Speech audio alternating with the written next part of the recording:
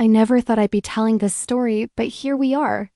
You know how people say there's always two sides to every story? Well, this is mine. I'm Amy, 28, and looking back now, I honestly don't know if I should laugh or cry about how everything went down. So picture this. I'm at this local pub 3 years ago for their weekly quiz night. My friend dragged me there, saying I needed to get out more after my last relationship ended. That's where I met Peter.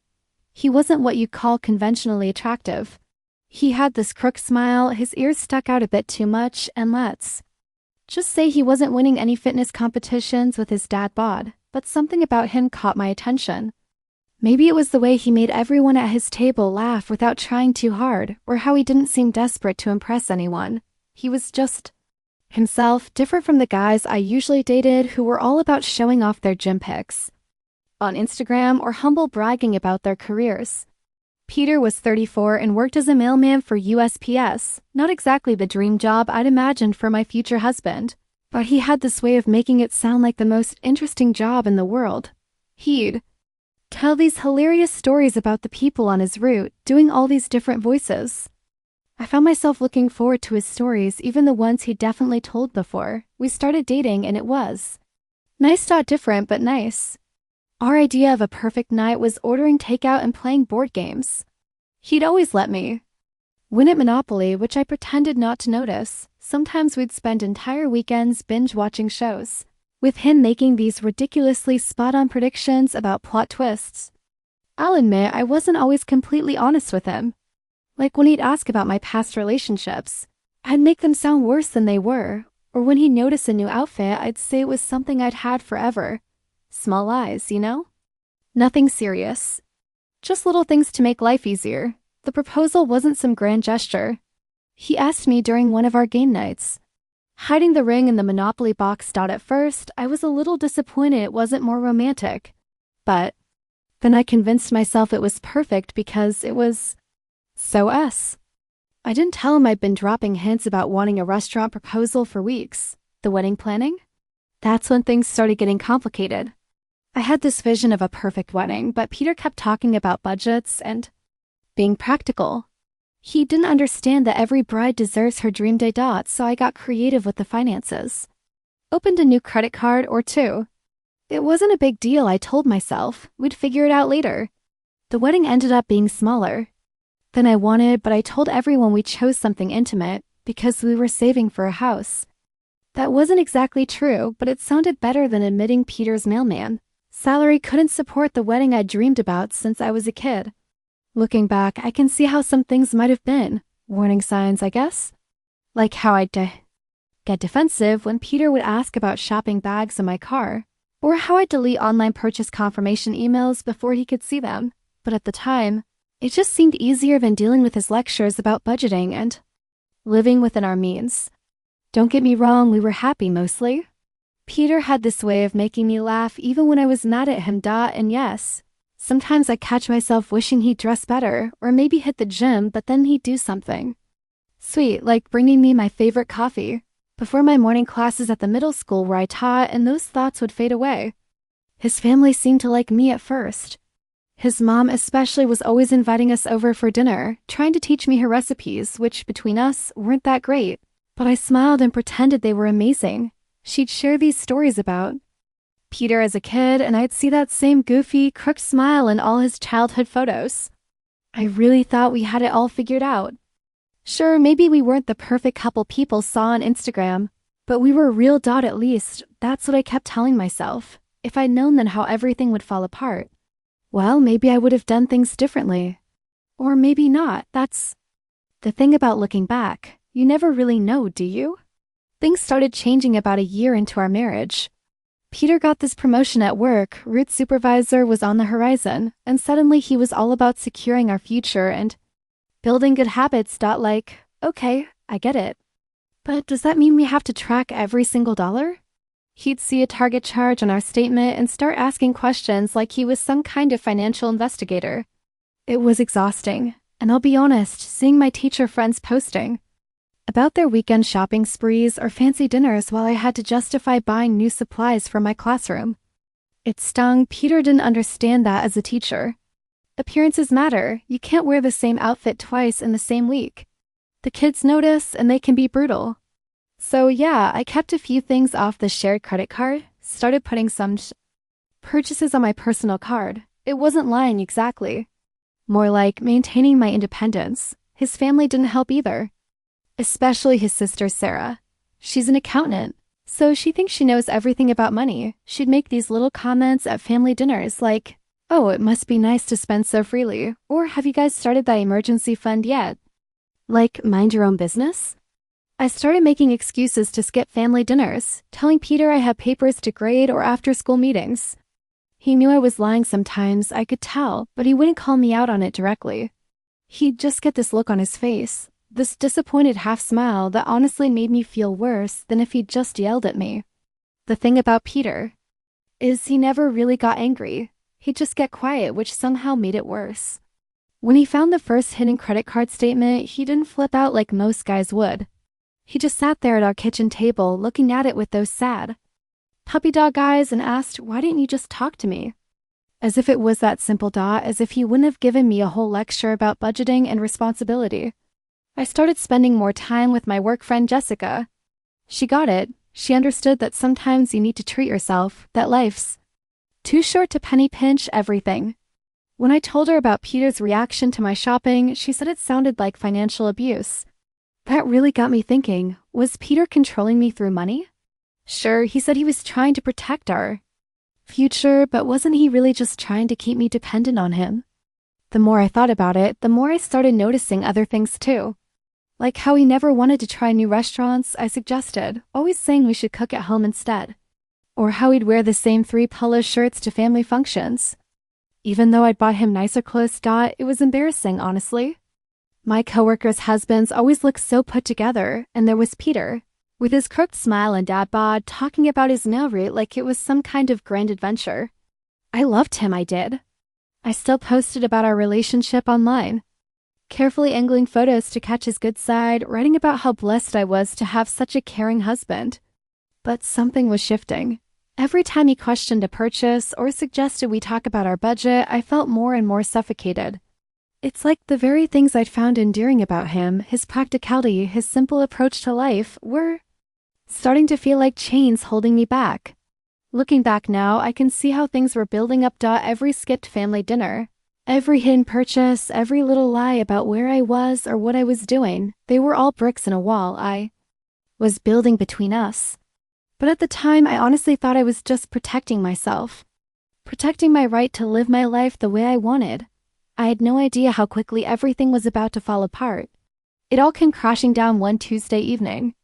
I had just gotten back from a teacher planning session. Okay, it was actually a shopping trip with Jessica when Peter was sitting at our kitchen table with this stack of papers in front of him. Credit card statements, all 3 of them. Nearly $15,000 worth of debt he knew nothing about. I tried to play it cool at first. "Oh, those old things. I was going to tell you about them." But Peter just sat there, flipping through page after page of purchases, Target runs, Amazon orders, that cute boutique downtown. It all laid out in black and white. He looked defeated, not even angry, just tired. Then he started asking questions. What about the story I told him about helping one of my struggling students' families? That was a lie. I had actually used that money for a weekend trip with Jessica. What about the medical bills I claimed were from my dental work? Another lie. That money went to a designer bag I'd been eyeing. Each lie I told came unraveled one by one. I did what I always do when I feel cornered. I turned it around on him. Well, maybe if you weren't so controlling with money, I wouldn't have to hide things. I remember shouting.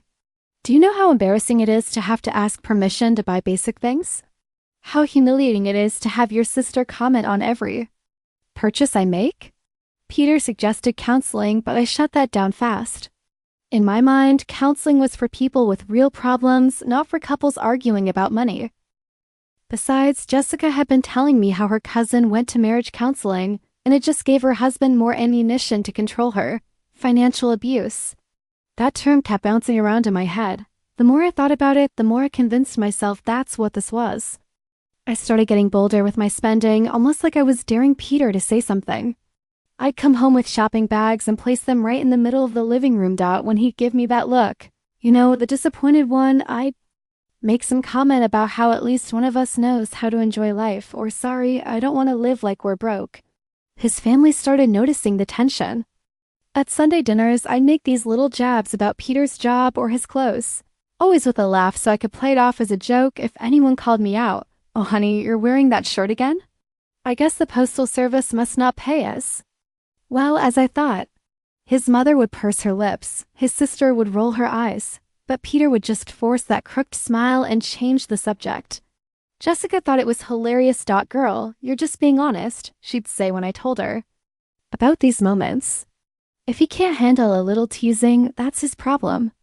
But sometimes, late at night, I'd catch Peter looking at our wedding photos with this expression I couldn't quite read. It made my stomach twist. But instead of addressing it, I'd just scroll through Instagram, liking posts about knowing your worth and not settling. The crazy thing is, through all of this, we still said I love you every day, still posted cute couple pictures online, still went through the motions of being the perfect couple, but something was building like pressure in a shaken soda can. I could feel it every time Peter sighed looking at our bank statements, every time I lied about a purchase, every time his family gave me those looks at dinner. I just didn't expect it to explode the way it did. It was supposed to be just another Sunday dinner at Peter's parents' house. One of those mandatory family things I usually tried to get out of, but Peter had been extra insistent this time. His sister Sarah was going on and on about her new house, and somehow the conversation turned to us. So when are you two thinking about buying? She asked, all innocent-like. I'd already had 2 glasses of wine at this point, maybe 3. The box kind his mom always served, which I usually turned my nose up at, but was drinking anyway because, well, I needed something to get through these dinners. Peter cleared his throat and said, we're actually holding off for a bit, need to get our finances in order first. The way he said it like he was making some kind of announcement made my face burn. His mother, bless her heart, tried to help, you know? When Peter's father and I were starting out, we used this envelope system. For budgeting, maybe I could show you. Oh, so now everyone's an expert on our finances? The words came out sharper than I meant them to. I reached for the wine again, but Peter's hand shot out, grabbing the glass before I could. That's enough, he said firmly. Sit down before you say something you can't take back. Maybe it was the wine, maybe it was the embarrassment. Maybe it was just everything finally boiling over. But something in me snapped. I yanked my arm away from him and stood up, my chair scraping against the floor. Or what? You'll do what exactly? I could hear my voice getting louder, but I couldn't stop. You know what? I don't even need you, look. At you, I could have had anyone, but I settled for you. You're not even that funny, you're just ugly. The room went dead silent. I turned to his mother, who was sitting there with her mouth open. Sorry, but someone had to say it. Everyone thinks it? You think I don't see how people look at us? The mailman with his crooked teeth and his sad little dad bod? Peter didn't yell, didn't argue. He just stood up, grabbed his keys and wallet from the counter, and said in this voice I never heard before, find your own ride home. Then he walked out. Just like that, the silence after the door closed was deafening. His sister Sarah muttered something that sounded like, finally. His mother was crying quietly. His father wouldn't even look at me. I stood there swaying slightly. The weight of what I'd just done starting to sink in, but my stupid pride wouldn't let me take it back. He'll come back, I announced to no one in particular. He always comes back. But even as I said it, something in my gut told me this time was different. I'd crossed a line, and everyone in that dining room knew it. I ended up calling a rideshare home. The driver kept giving me these looks in the rearview mirror as I alternated between leaving angry voicemails for Peter and crying mascara all over my shirt. Men, am I right? I tried to joke, but he just turned up the radio when I got home. The apartment was dark. No Peter, no, nothing. I told myself he just needed to cool off, that he'd be back in the morning, that this would blow over like everything else always did. I was wrong. So wrong. The first few days were a blur of unanswered calls and desperate text. I went through all the stages. Angry posts on Facebook about toxic families, long rants to Jessica about how Peter was manipulating the situation, tearful voicemails apologizing and then taking it back in the same breath. I even drove by his parents' house a couple times, but his car wasn't there. Then came the notification from our bank. Peter had separated our accounts. Just like that, all the automatic payments from my credit cards bounced. Reality hit me like a slap in the face when I checked my teacher's salary against my monthly bills. The numbers didn't add up. Not even close. I tried damage control on social media, posted this long paragraph about growing through hardship and choosing myself. Jessica helped me word it just right, making it sound like I was the one who'd chosen to leave a negative situation. The likes and supportive comments rolled in, but they felt hollow. At school, I started noticing how people would stop talking when I walked into the teacher's lounge. One day I overheard two other teachers whispering, "Can you believe what she said to him?" in front of his whole family. Apparently, Sarah had been telling everyone who would listen about my little wine-fueled performance. My friends started dropping off one by one. First, it was the couples we used to hang out with. They were too busy for our usual wine nights. Then some of my single friends started making excuses too. I kept telling different versions of what happened, and I guess the stories didn't quite match up. Even Jessica started acting weird after I couldn't afford our usual shopping trips anymore. I tried reaching out to Peter's mom. Of all people, sent this long text about how sorry I was, how I'd had too much to drink, how I didn't mean any of it. She replied with just 2 words, "Please don't." The apartment felt huge without him, stupid. Things would set me off. His coffee mug in the cabinet, his favorite spot on the couch, the silly magnets he collected from different places on his nail route. But what could I say? Sorry I called you ugly in front of your mother? Sorry I maxed out secret credit cards and then blamed you for being controlling? Sorry I treated your kindness like it was a character flaw? Peter's lawyer contacted me about the divorce proceedings. It was really happening. All those times I'd threatened to leave, all those times I'd said I didn't need him. I never thought he'd be the one to actually do it. The lawyer mentioned something about irreconcilable differences.